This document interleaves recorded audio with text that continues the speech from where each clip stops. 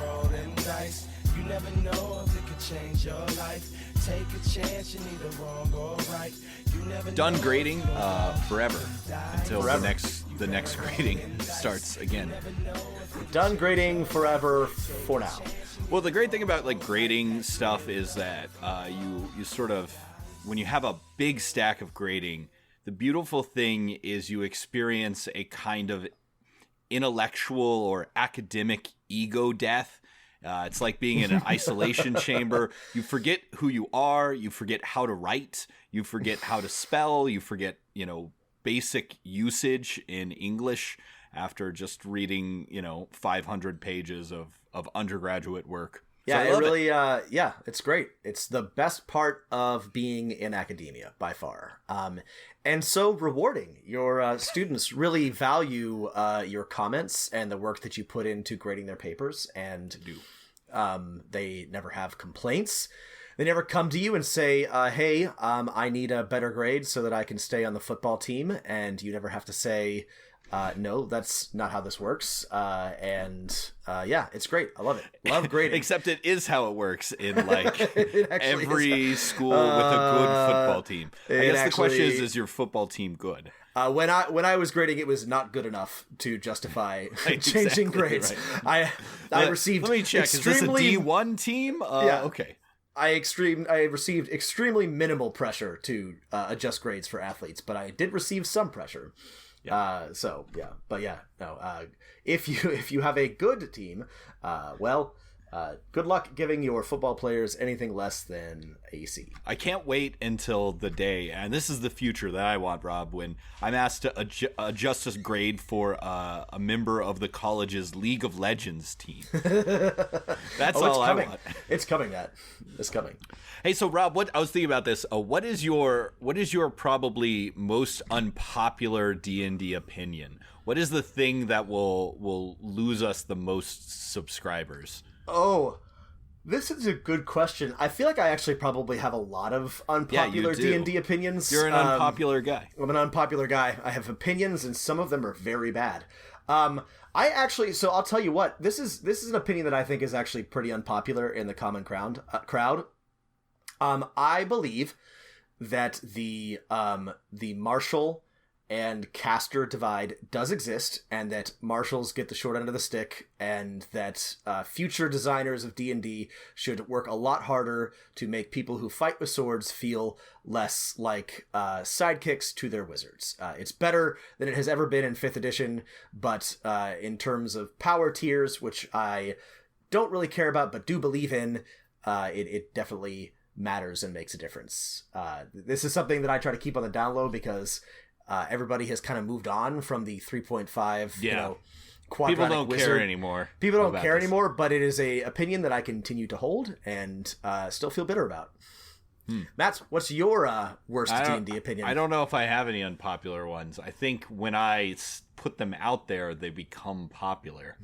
It's sort of a catch-22. That's that's a literary reference. I actually have another one, which is going to segue into our next topic. But this is a real hot take, and I expect to get some letters about it. But I do not think that players should inherently be allowed to play elves. I think they should earn that right. I don't think that they should just be able to. Elves should be premium content. Like you need a level 20 character before you can unlock an elf. I'm sorry, elves are DLC for Dungeons and Dragons. You have all lost elf privileges. Is I guess what I'm saying. Nobody can be trusted. But they're so sexy, Rob. And graceful and good at combat and spellcasting and everything else. No, my unpopular opinion is that pretty much every game should probably have firearms, especially if you have of some kind. They basically, for every technology that you have in D&D, firearms should be one of them. And is that an unpopular opinion? Yeah, I think so. I think most people prefer games without firearms. Oh, I also hold that opinion. I also think I don't know if this is popular or unpopular. I also think that low magic games are boring and bad. I think that it's unpopular, but you've told us before. Well, I know that it's unpopular among a vocal crowd. I don't know if it's generally unpopular. Yeah. It's unpopular. It's unpopular among people who have played low magic games. It's very popular among people who are thinking about it. Gotcha. I know that's actually on our list. We should do an episode about firearms because I agree strongly. And you and I think, planting both have some seeds. Thoughts about technology and how it fits into D&D. But yeah, so speaking of elves. Hello, Matt, it's Dungeon Master of None. I'm Dungeon Master Elf. And I'm Dungeon Master Elf Rob. And we have an episode for you today. There have been some happenings, some rumblings in the D&D world this week. If you're online at all, and possibly if you're not, you may have heard a little bit about this. I think it's D&D has finally made it. We've come into our own. We're cool now because of what has happened, sadly. Right. That's what it takes to be cool. If you are a D&D enthusiast online, you are now familiar with the terms viral divorce announcement, blocked elf wife, and professional pigeon cosplayer. Anyway, we're talking, of course, about the Pro Jared fiasco that blew up the internet last week, late last week, Wednesday or Thursday. I was distressingly not online for a lot of this, so I had to catch up to later on. Pro Jared is a weird-looking person who is a very average-looking man. An average-looking man who is a member of the Dice Camera Action stream. One of those streams sponsored by Wizards of the Coast. Chris Perkins DMing. It's okay. It's not bad. It's fine. It's fine. I don't think that it has... Yeah, it's not as popular as Critical Role or The Adventure Zone or it even was specifically, I think, made full of YouTube personalities to ensnare YouTube right, youths. Because Pro Jared was like a gamer before, right? Like a YouTuber. He had over 1 million followers before this happened. But okay, wait. So what happened? Yeah. So on Wednesday night, Pro Jared, Nabenauer, I'm guessing on his last name, posted a divorce announcement on Twitter where he announced that he was divorcing his wife, Heidi O'Farrell, who was also a member of the Dice Camera Action crew. I don't think that's true. Is that not true? She's not. That's not true. I thought she's part of the same I think D&D she was group. a guest, but no. Oh, okay. I'm sorry. That robs me of a little bit of joy, but okay, so sorry. So she's a professional artist and elf cosplayer. Hey, I'm getting there. When you announce a divorce on Twitter, then you're Twitter unmarried. I don't know what sort of legal ramifications that has. Does the church recognize that as a divorce? Are you divorced in the eyes of God and the law? I don't know. If you're playing a Starfinder campaign and you're married by the god Triune, the god of AIs and social networks, then I guess you would be divorced as a member of that church. I don't know about other deities. So this is already weird and embarrassing enough, but the juicy part is that Jared blocked his wife before making this announcement.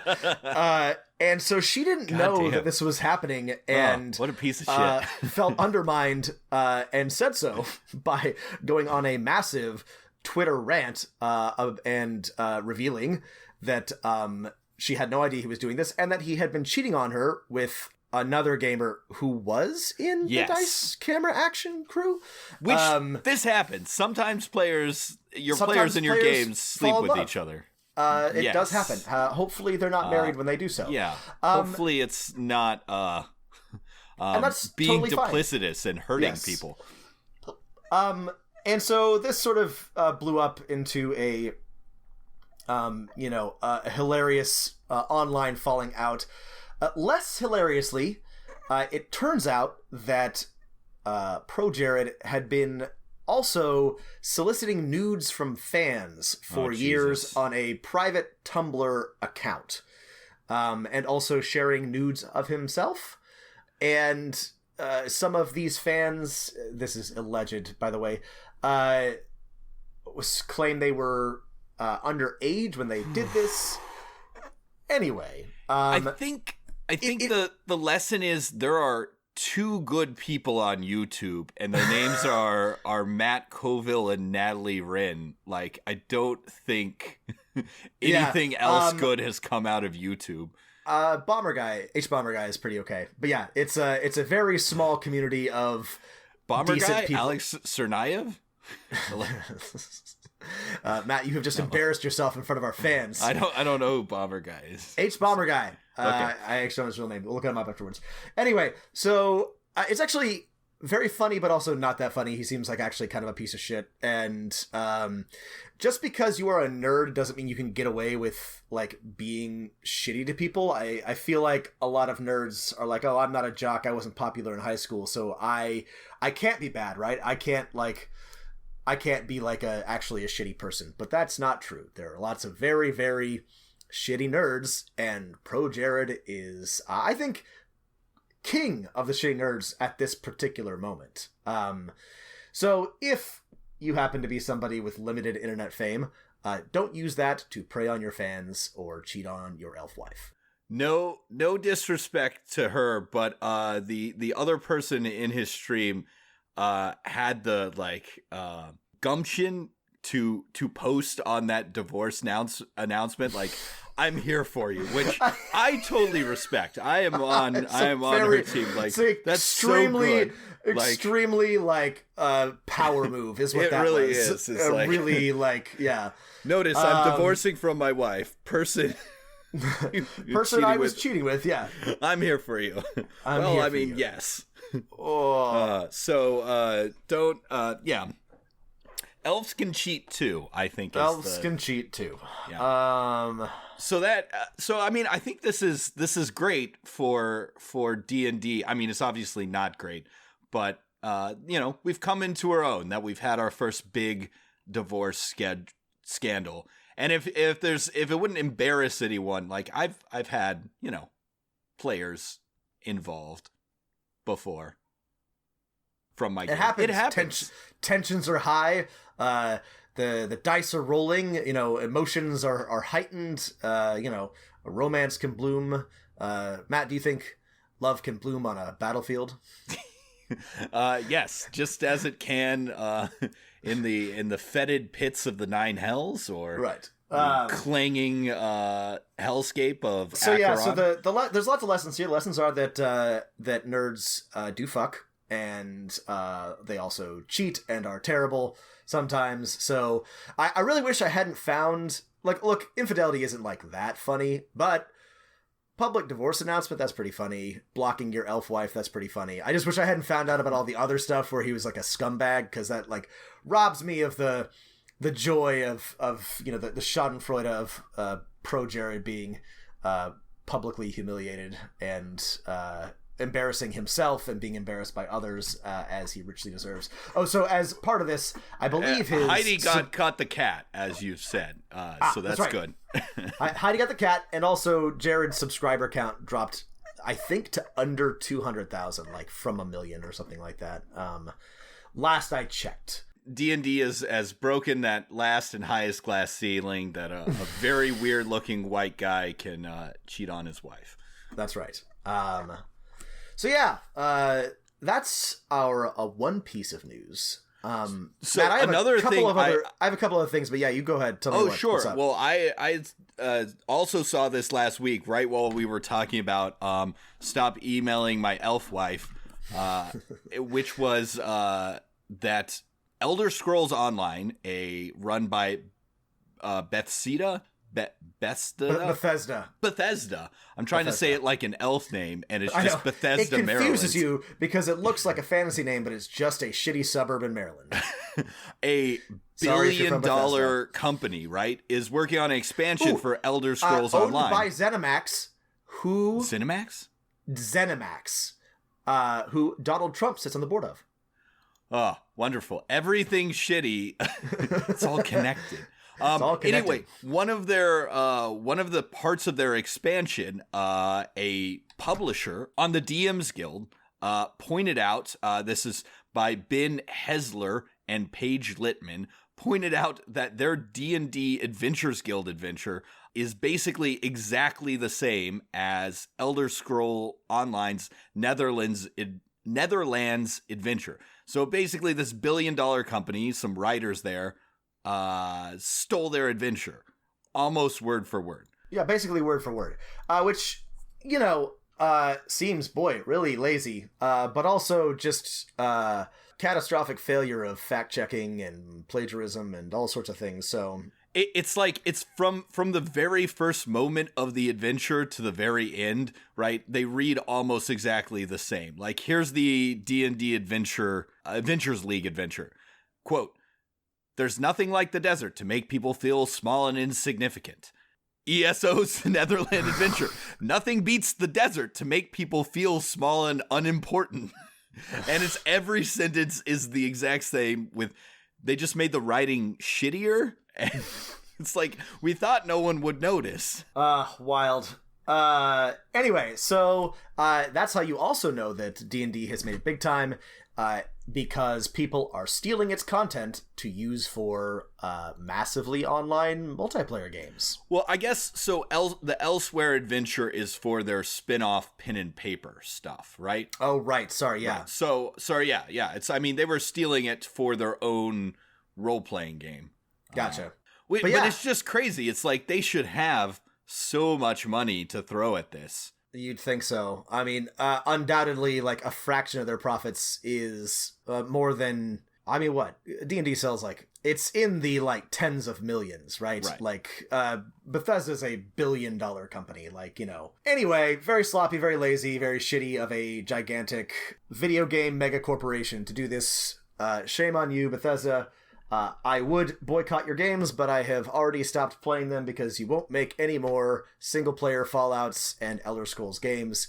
Fuck you, Fallout 76 and Elder Scrolls Online. I don't want to play either of those things. Where is Elder Scrolls 7? Thank you very much. Okay, moving on. We got a little bit of data.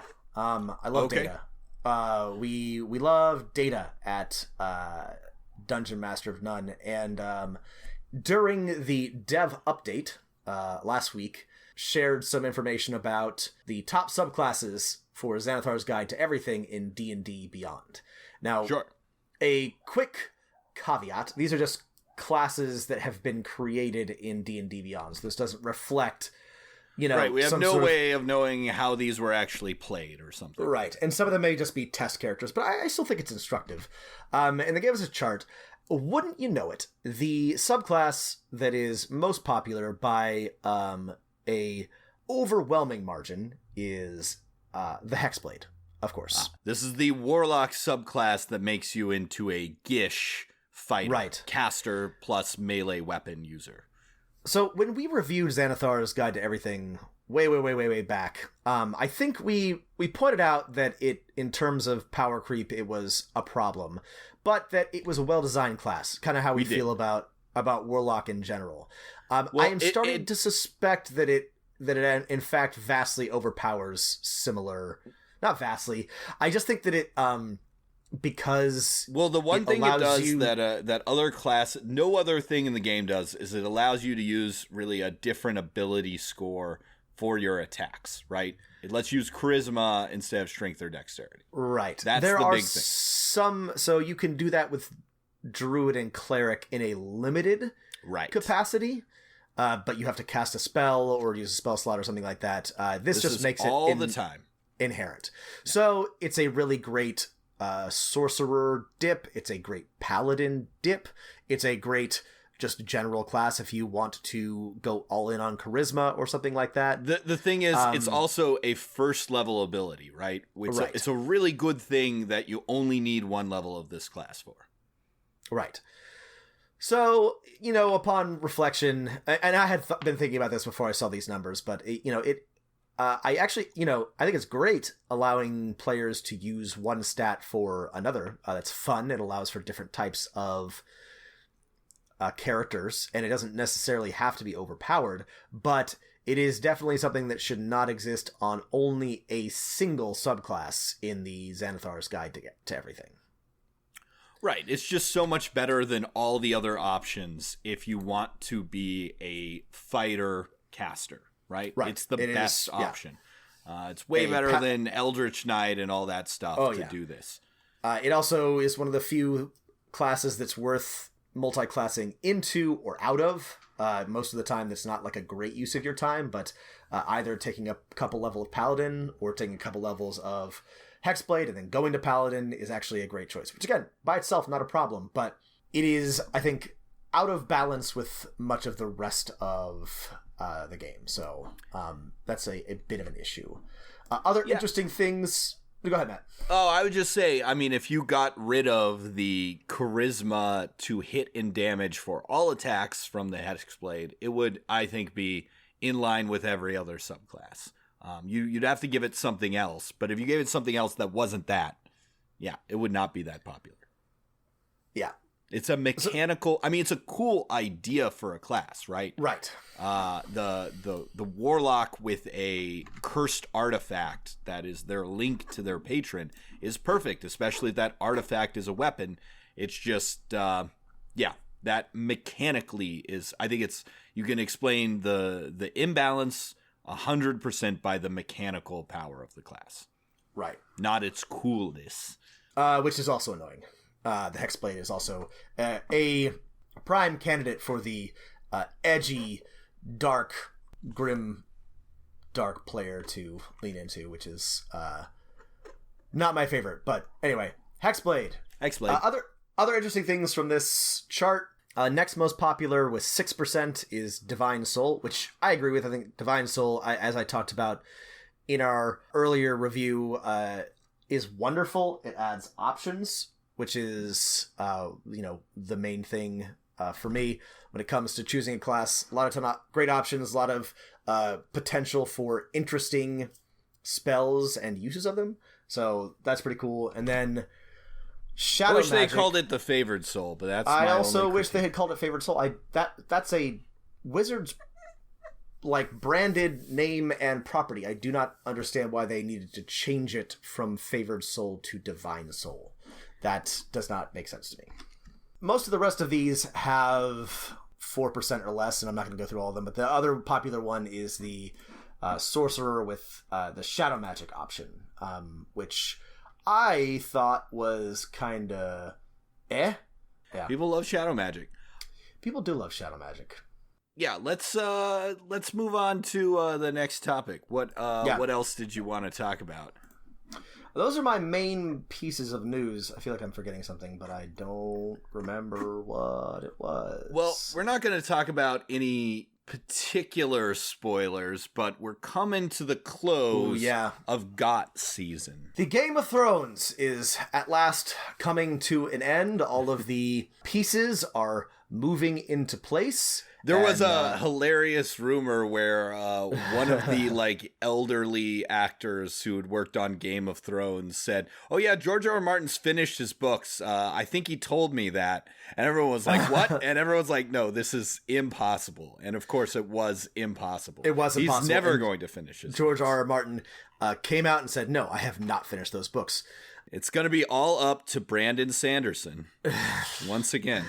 As I have discussed with Matt, Brandon Sanderson has said he will not do it, so they'll have to find somebody else. They'll have to find somebody to finish the books. Why won't he do it? He said he won't. He said, where's so much money? Don't quote me, but I believe that he said that he could not write the sex and violence authentically. I'm not sure if those were exactly his words, but I believe he said that even if he were asked, he wouldn't do it. And I'm pretty sure George R. R. Martin said, "No, I will not ask. If I die, these die with me." Is old BS? Is he a Mormon?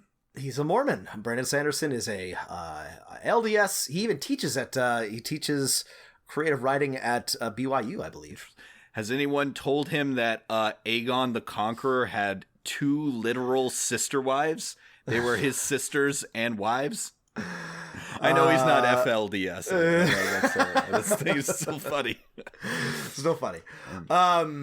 Anyway, so we're reaching the end of the Game of Thrones. Let's just say that most people are varying degrees of unsatisfied, and we are hoping for George R. R. Martin to finish the books because the show is not delivering, but I don't think that he will. But we're not going to talk about too many spoilery things today, though. Well, what are we going to talk about? Mild spoilers for season 8, episode 5.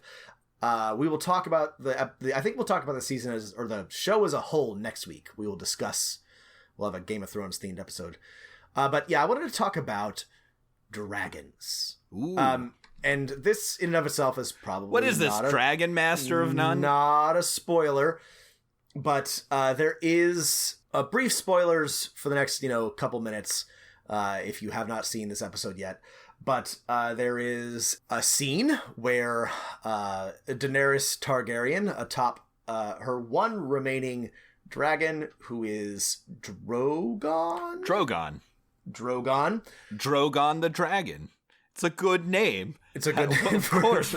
It's not confusing. Like Harse the horse. Hello. I am Human Feeter. Atop of Drogon, Daenerys finally learns how to not be an absolute moron with her fire-breathing lizard and destroys a entire fleet and breaks down the walls of King's Landing, and later has a very abrupt dark side turn, and then sets the entire city aflame.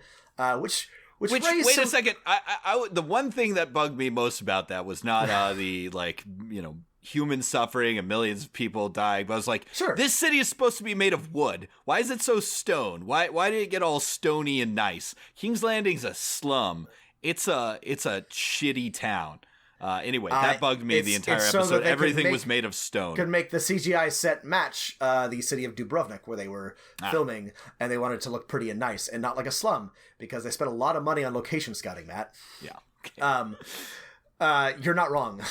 They should have made King's Landing is a wooden city. There are very few stone structures. They should have made it look more shitty. Which is, by the way, why it's so alarming, right, when they find out that there's all that wildfire under the city, right? Because, I mean, in the books, it's like very like whatever, but it's not like, I don't know, like mini nukes, like C4 that's going to blow up everything. It's just going to like burn the city down because it's made of wood. Anyway. Yeah. So we were talking about Drogons. We're talking about Drogons. Well, it made me think about dragons, right? So I had a number of thoughts. The first thought I had was, what is the cooldown on that dragon's fire breath? Because it does not seem like it has one, and it's just able to continually breathe fire ad infinitum. There's no 1d4 round recharge on this thing. And I'm aware that it's magic, but maybe there should be some sort of like internal logic to how much fire it can breathe, since it appears to be coming from somewhere inside of it. But anyway, that's not important. That was the first thought I had. The second thought I had was, is a dragon, is it like a dumb flying lizard that can be taken down by a horny pirate with a couple of crossbows? Or is it like, it's incredibly... a scorpion, or a ballista? Scorpion. Is it crossbow? Like, a super weapon that, completely changes the fundamental function of warfare. This is an interesting question, because I think what a lot of people forget is that the dragons in Game of Thrones are very different than the dragons depicted in most fantasy and in the basic Dungeons and Dragons game, right? Dungeons and Dragons are incredibly intelligent, sophisticated, magical creatures that are masters of spells and are very, very smart and, much smarter than humans. And the dragons in Game of Thrones are like really smart horses, I think. Yeah, I mean, they have some above average intelligence and some sort of like mystical connection to the Targaryens, but other than that, they're just they're animals.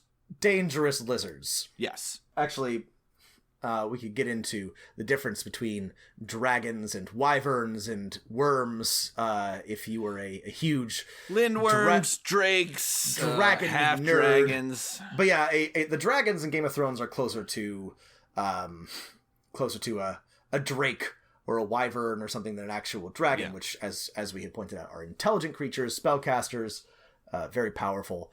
But it did make me think about, like, how would it change warfare? And also then it made me think about, how do you design a good dragon encounter in Dungeons and Dragons, right? What can we learn from the very exciting and also, sort of inconsistent use of dragons in the Game of Thrones show, right? They're either, as everything in the show, they completely serve the plot and have no internal consistency whatsoever. So sometimes they're, massively powerful, unstoppable weapons who just dodge all the scorpion bolts, and sometimes they're big dumb lizards that get shot twice and fall into the ocean. Okay, let's do that. And I'll do you one better, and then at the end, let's see if we can design a good one or two good dragon encounters that you can steal for your game. Great. So here's the thing. So I have two. So I don't like to use dragons very often in my games, but I do like to have a dragon encounter or two. It's not a good D&D campaign unless you're encountering a dragon, as long as your setting has dragons, right? Right. They're great. They're great villains. They're probably some of the best designed monsters in the monster manual. A lot of fun. Players love it. So I've got two criteria for dragons. Right. You can do almost anything with a dragon. They're mechanically interesting enough. You can put them in, and thematically interesting enough in all different kinds of encounters. So if you're going to fight a dragon, you're going to fight a red dragon, you're going to fight a black dragon, you're going to fight a, blue dragon or whatever. Like a real, chromatic type dragon. I feel like there's only two ways to really capture the menace and power and impressiveness of those creatures, because you'll read, this is something I read a lot when I'm gathering information for our, unwanted advice segments, is people finding out that their dragons are not standing up to their parties. They're getting walloped. Yeah. So even if they're, CR appropriate, you want to do a couple things to make sure that your dragons get the full menace, right? Either they should be encountered in their lair. A dragon outside of their lair is not as impressive and also a missed opportunity. Or they should encounter the dragon out in the open, and the dragon should not land and engage them, right? The dragon should use the fact that it is a dragon and can fly to its advantage and strafe them with fire and cast spells and do flyby attack and things like that. But if you just have your dragon stand there and get walloped by 6 adventurers, then you are missing out on the best use of your dragon. And this is an important lesson for all intelligent monsters, right?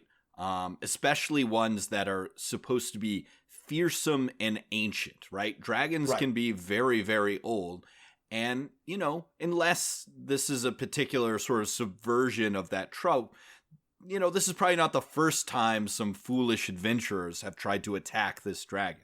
So dragons are arrogant. A trick or two. Dragons are arrogant, and this is how you make it so that they are beatable, right? Because if they are truly incredibly intelligent as you are and have all the right information, then they really shouldn't lose to your adventurers. But they're arrogant.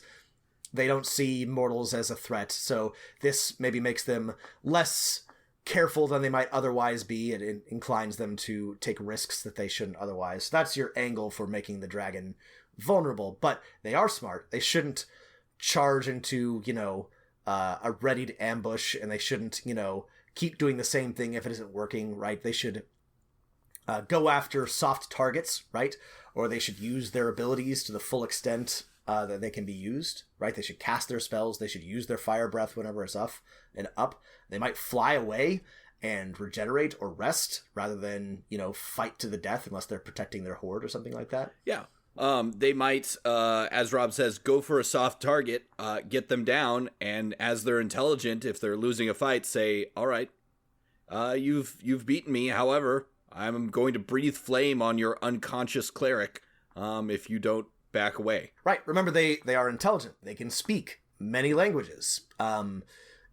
They can negotiate, and they might. This is a great thing to do with, if you're doing traditional D&D, metallic dragons, right? There's still reason to fight them, though they're technically good. And, maybe they end up on the wrong side or a different side, and your players fight them, but then need to negotiate, right? Or fight them to a standstill and can find some way to work out a compromise. I always think a good thing you can add to make your dragon encounters more interesting is dragons, if it's a particularly ancient and clever verm, have probably collected some kinds of followers, right? It could be as simple as a tribe of kobolds they've hoodwinked into worshiping them as a god, or it could be, a network, an entire family of sorcerers, right? That are actually the dragon's descendants that get their magical powers from the dragon's blood, but in return serve the dragon and its inns. Right, that's a great one because it's already built into the game with Draconic Disciple and Draconic Heritage for sorcerers. So your dragon has sired a line of sorcerers that now serve the dragon. And you can have it both ways. I love the lair full of especially powerful kobolds, right? They've been granted gifts by or evolved to be stronger by their proximity to a powerful dragon. But also fun is a dragon that goes around in human form. They're haughty and arrogant nobles who are trying to enact some scheme in a city. You don't know they're a dragon, but that's a great way to plant them as a villain early on if you want to have a dragon be one of your big bads or a big bad. Rules is written, only metallic dragons get this shapeshift thing, but I always give it to every dragon. Right. Every dragon can turn into a humanoid creature. Yeah. What's some other dragon topics you want to talk about? What do dragons want? Right. So this is interesting. Obviously, the traditional answer to this is that dragons want to hoard wealth, right? That's what they do. They acquire gold and other valuable things, and then they pile it into a big mountain of shinies in their cave somewhere, and this myth comes to us from dumb as all hell Northern Europeans who didn't have a lot of imagination. They were very boring people, and so I think this is very, very cold, dark, bored people. What does this dragon want? Well, he wants to steal our gold. Steal our gold! Take our cows! So I think you can usually do better for dragons, right? I think that dragons have schemes, right? They have desires and interests just as any intelligent creature does. Like I said, I like that. I like to imagine many of them go about as humanoids and, enact long-term schemes either to, exact vengeance on a foe or gain power for themselves or possibly even act as a ruler or person of consequence. Maybe they like living among mortals from time to time. Right. One of my favorite things to do with dragons is they want power and they want to improve their status, but only versus other dragons, right? And that gives you a lot of rules to look like, right? So a dragon might be powerful in the eyes of other dragons, but it doesn't appear so in the sort of mortal realm, right? You decide that dragons have a different measure of who gets to be king dragon. Dragons are great. Again, all intelligent creatures are great to sort of explore this with, but I would encourage you to just think about what might they want and be creative with it, because if you're immortal and ancient and a giant lizard, you want different things than a human might. So what does an intelligent creature desire? And there are lots of things you can do with that. You can give them sort of like ancient and inscrutable motives. A conflict with another dragon is always fun and opens up a lot of just really interesting opportunities for the players and for the game. One of my favorite things, and this is not something I came up with, this is from the Pathfinder Galarian setting, is the island nation of Hermia. And Hermia is ruled by a gold dragon in the open, Minkare. And the idea behind this is this gold dragon is trying to build a perfect utopian society full of like genetic super people, and they have this dragon is supposedly a good dragon, rules with an iron fist, and the island has a very strict caste system to sort of build and this dragon seems like it's trying to, hey, I've been watching these mortals forever and they're always trying to, declare war and stuff on each other, so I'm going to build my own perfect society. Obviously, anyone reading anywhere below the surface is like, ooh, this place is probably actually evil. And yeah, it makes for, this dragon, Minkare, or this island nation of Hermea, right, make for great villains in the game, right? A good dragon trying to impose their scheme on mortals. Another great example from Eberron is the dragons there are mostly withdrawn from society and obsessed with the draconic prophecy, right? They're mostly interested in trying to decipher this grand system of runes and dragon marks to try to understand the past and the future and the present, right? They're ancient, they're knowledgeable. They're scholars. They have their own desires. They work in, over eons, and this makes them great antagonists. It makes them great big bads. It also makes them good allies. It works really well. So feel free to get creative with dragons. I don't think that a horde is fun because then your players get to have a bunch of stuff, but you can accomplish that in lots of different ways, right? You don't have to have them literally just acquiring magic items and gold. I mean, the other way to go with this is to go straight with Game of Thrones' idea, right? In Game of Thrones, there are certain people, the albino Targaryens, that can control dragons or have a special relationship with them, right? Right. You can do this in D&D. There's an item for it, the Orbs of Dragonkind, right? Is there a rich, noble group or a powerful group that controls one of the Orbs of Dragonkinds? Well, now they have their own weapon of mass destruction. Lets them dominate and control a dragon. So a dragon serving a human or mortal interest. Right. This is a great one, too, is, I believe... In the Dungeons & Dragons movie? This is part of the plot, yes. I decided to avoid mentioning the Orbs of Dragonkind in the Dungeons & Dragons movie. Don't worry. I didn't forget, Matt. We're gonna have to watch that for gosh, yeah, we did this for Mazes and Monsters. We should do it for the Dungeons and Dragons. Why movie. not? Why not? I can think of many reasons why not. 1, it's a bad movie. 2, it's really boring. 3, it makes us angry. I was thinking of in the World of Warcraft world that the orcs gain control of the red dragon flight by capturing the mother dragon or her daughters. I think they get all the eggs or something. The eggs or something. Eggs is a great one. Is where I'm going with this, right? Like someone steals a dragon's eggs. Like that's just a classic plot. You can help the dragon. You can't control a dragon flight without stealing a few eggs.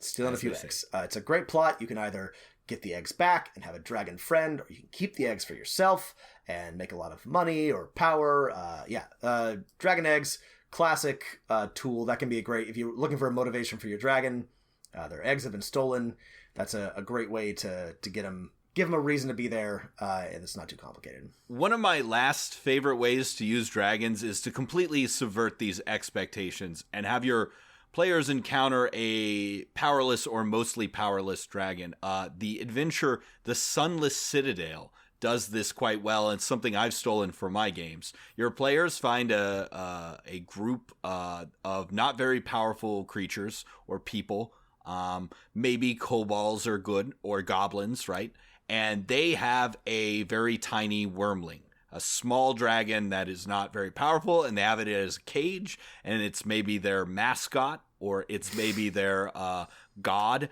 And but the dragon itself, right, a very intelligent creature, is very unhappy and would like to be out of this situation, but it can't because it's stuck and surrounded by 200 kobolds, and it can't get away. Yeah. That's a good one, too. Yeah. I think the way I used it is some kobolds had captured a white dragon, but they were the tribe of the kobolds was the soot scales, so they covered the dragon in coal dust, so it would look like their scales, and made it their god, and it was very unhappy and was more than glad to be rescued by the player characters. So let's design a couple of quick encounters, Matt. Sure, let's do it. To make Dragon time. Dragon time. So I've got one. This is my favorite, and I used this a couple times in a couple different campaigns. But this is actually maybe a good pick for an unintelligent dragon or a very angry one, right? And it's the attack while traveling. So I'm not gonna look, but I'm pretty sure there are some sufficiently terrifying drakes that can breathe fire, which would be a great pick for this. Or just any red dragon anywhere along the line.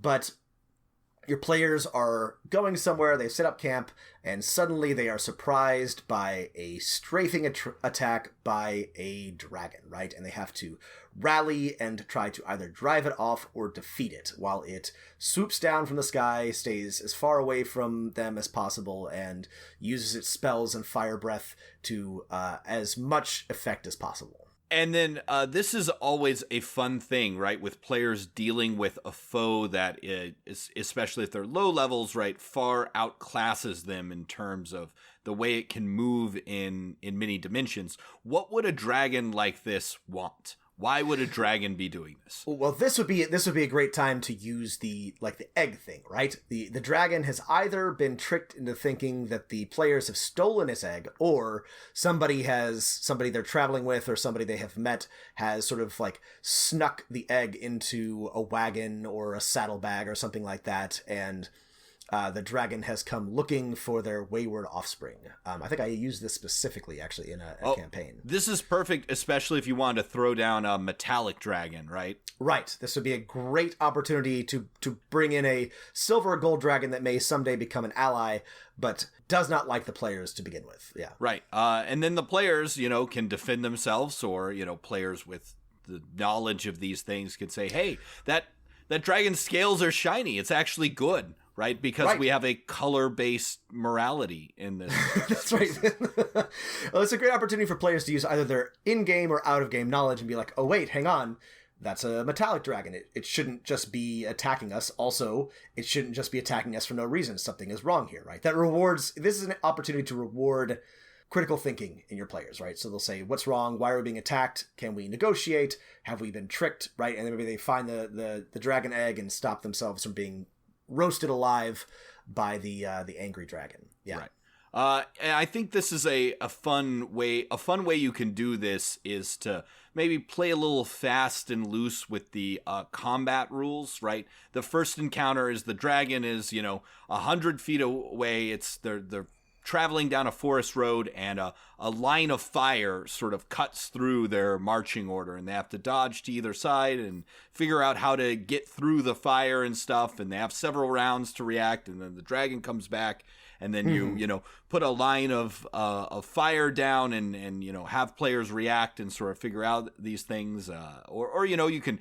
This works well in a city as well, where the city guards are now angry at the players for bringing a dragon into town, or especially at the open sea, right? With this is especially terrifying on a boat, right?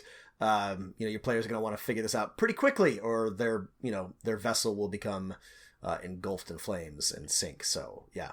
It's also a good point where I always make clear to my players that I do not follow the color-based morality scheme Dungeons and Dragons gives us with different types of dragons, right? Right. I tend to play all of my dragons as equally alien, right? They may be good or evil, but their motives and desires are beyond human ken, right? They it's not to TV tropes you, but they have an orange-blue morality system, right? right. And you can do this any way you want, but I actually generally hate all orcs are lawful evil, and goblins are chaotic evil, and blah, blah, blah. Unless it's like demons or something, which literally come from like the plane of evil. I really hate it when any monster is like, all monsters are this morality. And I feel that especially with dragons, so I tend to play them as very intelligent, powerful creatures that have desires that, a kind of thing that lives basically forever would have, and that makes them terrifying foes and powerful allies, but very difficult to deal with no matter what. Well, Rob, I couldn't get enough. So I love your traveling encounter idea. I think this is a smart way to play it, especially with a stolen egg or a stolen wormling or something like that. And it can easily turn into a quest for the players. Oh, that would be fun. They have a wormling, but they don't recognize what it is, right? Like maybe it's... it's using its change shape ability, and it looks like a baby goat or something. Yeah, right? it looks like a goat, or an adorable baby goat. And the player that was nice to that baby goat, right? Reward your players that are nice to animals. It's like you never know when it's going to be a dragon in disguise. Going to be a baby dragon. Yeah. Oh, I love that. I love that even better than the egg. It's that's even better than the egg. Right. It's a sort of bandit type joins them and like, oh, here, it's just me and my goat. I totally acquired this goat by legal means. Yes. And your players might be like, stealing a goat, that's no big deal. But no, it's very big. It's not a goat. Yeah. All right. So this weekend, Rob, because I just can't get enough of that got. is I read George R. R. Martin's Fire and Blood, a a actual fake history of the Game of Thrones thing. And one of the things that details is the Dance of Dragons, which is a Targaryen civil war, again, loosely inspired by English history during like the 100 Years' War and stuff like that. Anyway, it's really long and boring, but there are dragons on both sides with lots of dragon fights and dragon poisonings and dragon stealings. But one thing that stood out to me that's inspiring my encounter is there's a dragon named Sheep Stealer. And one lucky peasant girl who probably had some Targaryen blood in this history got away with a dragon and was like, fuck this civil war, I'm going to go live with my dragon and be a dragon person, which is, I think, a great decision. Mm-hmm. I mean, wouldn't you do the same, right? You can just go ride your dragon all day and that kind of stuff. So I got to think of what's a good plot hook for a dragon that just wants to be left alone. So I think my encounter would be the players come upon a peasant village. All the peasants can talk about is this dragon that they call Sheep Stealer. And the dragon probably has a much cooler, more draconic name. But the dragon just, never kills anyone. It takes a couple sheep every year. And the reason it does this is because it's very lazy and doesn't want to hunt for more difficult prey, because it devotes all its time to some ancient arcane mystery, studying some artifact or magical ritual that is super cool and important and could lead to furthering your plot.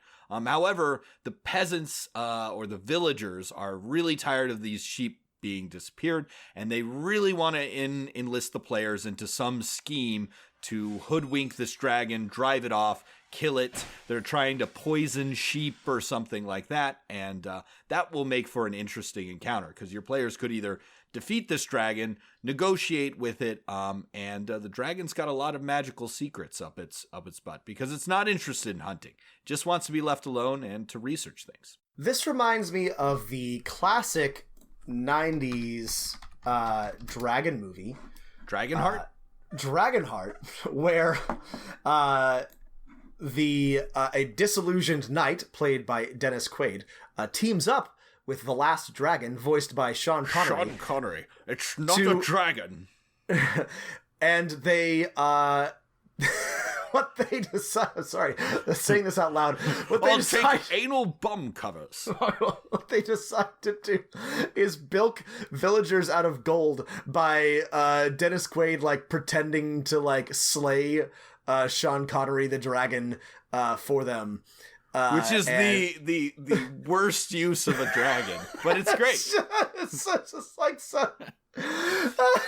Sorry, I loved that movie. I still love that movie, but as a kid, I watched it so much, and like describing it out loud, I'm like, wait, if you had a dragon, that's the best way you can think of to make money?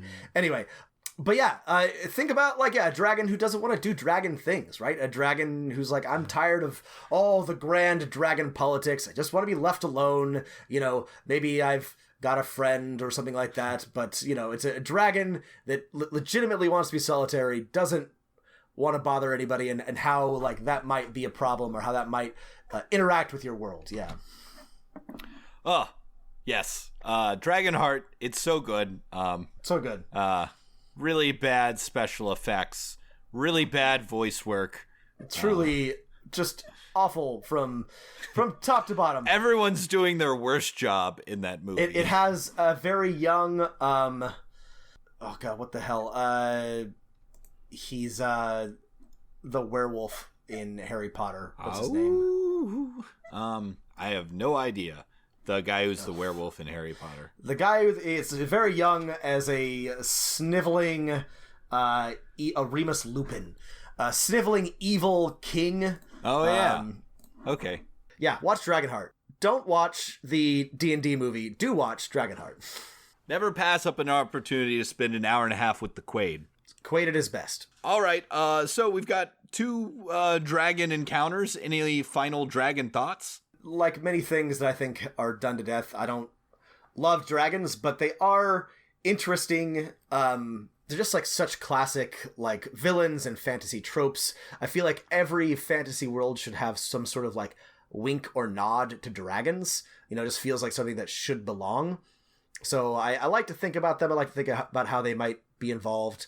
And I also like to think about them burning down King's Landing sometimes. Okay, well, here's a question then. In the homebrew world you're building, the Darien scheme, or in Thunder on the Steppe, a homebrew world you've built already, how have you used dragons in your world building? I haven't decided on where they will be in Darien's scheme. They'll be there, but they will be much smaller role. In Thunder on the Steppe, they were significant because I had a whole race of void dragons that inhabited the moon.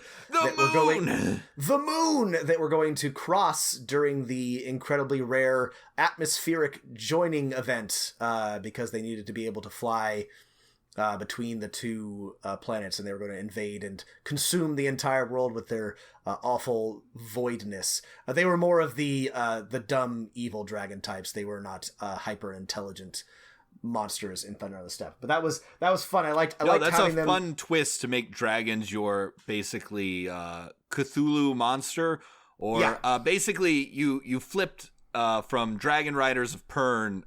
The dragons took on the role of the thread. Right. I really liked Dragons for that because it was supposed to be it was a mount-based campaign, right, that took place in a lot of open areas, but actually didn't end up doing too many dragon encounters in that area, but it was good because it was a high power, very mobile campaign, and which is great for dragons, you know? Yeah. I mean, in Wild Space, my dragons are, they have organized themselves into an interstellar empire. They leave the day-to-day managing of it to their dragon-blooded descendants and various dragon-ish races. You got your Dragonborn, you've got your kobolds, right? You got your lizard folk that are all have their role in the armies of... I forgot what I was going to call this dragon empire, but for young dragons, right, it is their job to go out into the cosmos and, conquer a planet and bring it into the empire, right? That's how they gain the highest tier by doing that. So it gives a good hook for a dragon-based, faction, but also for players to encounter basically. A dragon in the wild, doing typical dragon things. I increasingly think, as we're talking about this, that if you're going to include dragons, you're going to think about how do they really fit, and they're going to be intelligent. I think they should see themselves as probably rightful rulers of mortal races. I think dragons should very often be kings or rulers or emperors, possibly few in number, but of their own, little fiefdoms or something like that. I think that's probably the most interesting way to set them up. And they're not necessarily inherently evil, but they, of course, because they are better, see themselves as better than mortals and better equipped to rule and make decisions for them. The one thing that 4th edition really leaned into heavily that I sort of disliked, and a listener can write in and correct me and tell me why I'm wrong, is I find the dragon gods, Tiamat and Bahamut, all your things stolen from Sumerian mythology, to be less interesting than dragons themselves. I don't need dragon gods. Dragons are already gods to mortals, right? Right. I don't care what their gods think or what their religion is that much. I don't like dragons motivated by religion or by gods. I agree. I'm not a huge fan of the dragon gods, yeah. I mean, I think they might have their place as, like, the progenitor dragons, right? They were the first dragons in the world, and, maybe they slumber somewhere because they're incredibly ancient, but I don't care for them as deities that the player character... Because if I put a god in my campaign, right, then a player can have it as their patron or their god for their cleric character, and I don't want any clerics of Bahamut. Yeah, your character's not a dragon, unless he's a dragonborn. Right. And then, the ancient primordial dragon, that's pretty cool. I'm into that. But yeah, and they could be powerful as gods, but dragon gods, That's not a faith. dragons aren't a faith. Dragons are just, Dragons are dragons. cool. Dragons are cool. I mean, you should, never not let your players get a dragon Actually, as a friend. that would be an extremely cool, cleric, belief is they're, just, a dragon fanboy. Yeah. And they just, they think dragons are really fucking cool, and they want to be one, and that's where they draw their powers from. That would be pretty good. Yeah, that would be great. But and then they meet actual god. people who are sorcerers who have dragons as grandparents, and they all, you're like, no, you're not real. You may want to cut this, but it would be like a weeaboo getting power from they would gain cleric katana powers from believing so strongly in how cool Japan is. Anyway, all right, we're all done here. We're done here. Thanks for listening. Yeah, thanks for listening. Stay tuned next week for a Game of Thrones themed episode where we share our hottest takes on the finale and the show as a whole, and why you should not base your campaign on it. And do you have questions for us or comments you want to add on our dragon discussion? Send us an email at dmofnone@gmail.com or, Rob, or... Oh, very exciting. Call us at RPG20D Hoax. That's 774-203-4629, the Dungeon Master Emergency Hotline. Give us a call, keep your messages brief, and we will answer them on the air. All right. What's that number again, Rob? I have no idea. It's 774-203-4629. Thanks for listening, and are you ready for our D4 and after, Rob? Oh, yeah, sorry. I forgot about the D4. All right, here, I've got one. Okay, do it. All right, that's a 3, Rob. Just for confirm, we've had so much talk about not fudging dice, so there you can see. Matt has proven to me that as a 3. All right. My original one was things in a giant's bag, but I feel like we gotta do a dragon one. So what are your top 3 favorite dragons from fiction or mythology? Great, I love this. My top 3 favorite dragons. Give me number 3.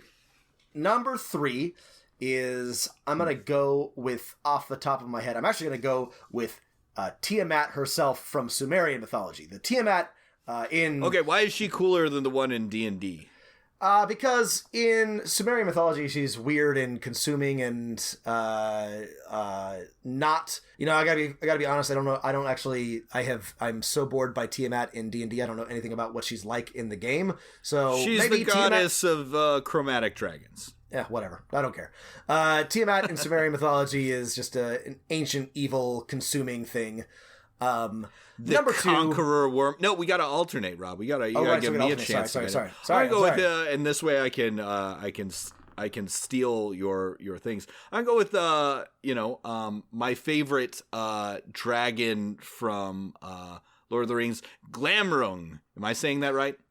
Glaurung. He doesn't have wings, and he's just big and fast, and scary. He gets really tired. I think dragons, after they burn through a city or something, should get really sleepy.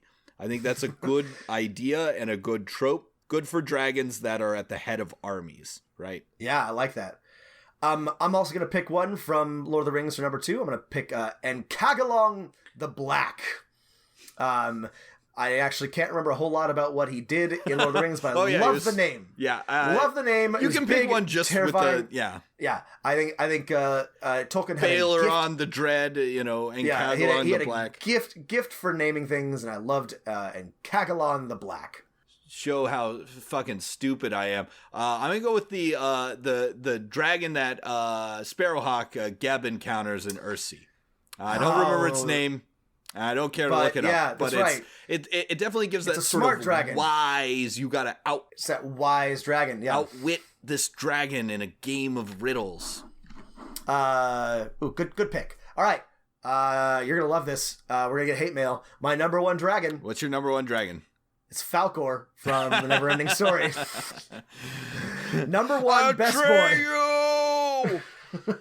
Number 1 best dog dragon boy. Yeah. He's beautiful. I like his little pearly belly. I cried when he died. Yep. I'm crying right now thinking about him dead. Just makes you sad. My number one dragon, I'm gonna pick. All right, I really pissed people off. I picked Dragon Army from Ender's Game. No, that's not a real dragon. Bold. You can't beat the best, right? You can't beat the goat, the first and the greatest, the unnamed dragon from the end of Beowulf. Ah, yes. Uh-huh. If you want a dragon that will, big fucking scary dragon, it has no other everything. So I think the end of this episode is ignore all the nuance we said and just have a big fucking scary dragon that your players fight. Why is it there? I don't know. Just fucking know it's a dragon. Just fight it. It's cool. Feel free to ignore everything that we said and be like, hey, here's a big dragon. Beowulf did it. Yeah. Fight it. It will probably kill one of you, right? Yeah, that's right. With its hot blood. That one. Ooh, yeah, that one is a pretty menacing and terrifying foe for Beowulf. Yeah, a fitting end for a hero. Yeah, that's a good one. All right, good dragon. Kill your players with a dragon. I think that's all we got. Keep rolling them dice.